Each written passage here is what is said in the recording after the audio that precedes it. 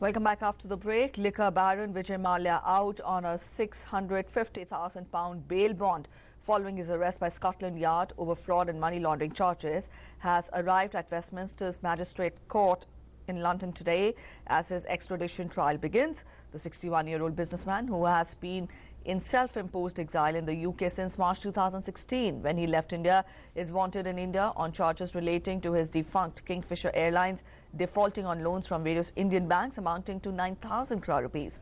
The trial began with opening arguments followed by the witness statement of Dr. B. Humphreys, who is an aviation expert.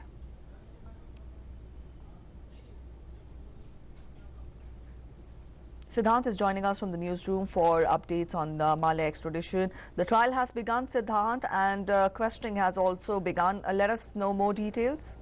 Well, the latest is the fact that there is a small incident. A fire alarm has gone and the proceedings have been put on hold. Everyone is out of the court because of this small incident, but by and large the big story has begun. That is the extradition trial of Vijay Mallya, who ran away from India, and there is a lot of charges including money laundering and creating a lot of shell companies and diverting money from various Indian banks, including the State Bank of India, IDBI Bank, and of course diverting to these shell companies. And he left India last year, and since then the Indian government cancelled his passport and sent the extradition request for extradition to the UK government. Since then we have seen at high levels, including at the Prime Minister level, this being discussed. Remember, at the G20 Hamburg summit, Prime Minister Narendra Modi with his counterpart had a discussion about such offenders and defaulters who are staying in London, and the extradition trial began today. It will continue for a few days till 14th of December, or when we'll finally get to know what is the final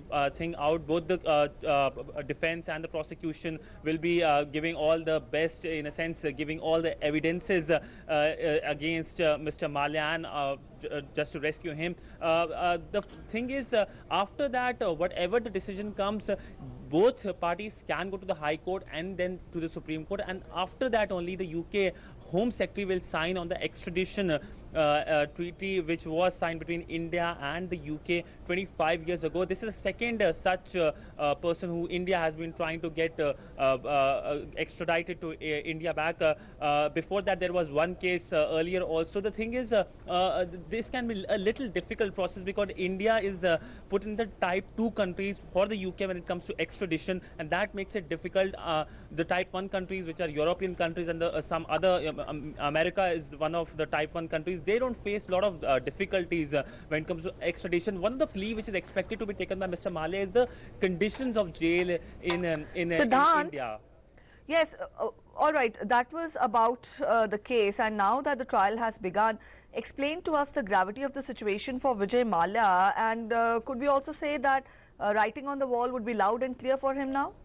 Well, writing on the wall is loud and clear. Indian government is doing its best at a very, very fast speed, also sending its team, CBI team and the ED team are already there in London giving all the evidences. And as I was telling you, Mr. Mallya might take a plea of bad conditions of prisons in India, that he might use a plea saying that his human rights might be violated. But Indian government has already given the evidence, in a sense, which when they will be asked to give the evidence, that there is a jail in Mumbai which the government has already prepared, which has all the conditions in which his so-called human rights won't be violated. So such plea might not work for Mr. Mallya. So it's a kind of a difficult situation for Mr. Mallya, because Indian government wants to get him extradited back, and all the it's doing its best to get him extradited. He's already been arrested twice in London, and of course he's out on bail currently in London.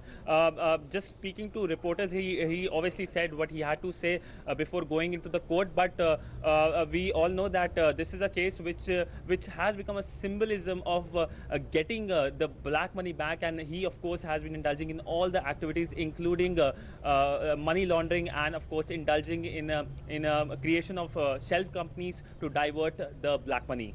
Right, thank you so much, Siddhant, for joining us with those details. In other news, the National Green Tribunal has come down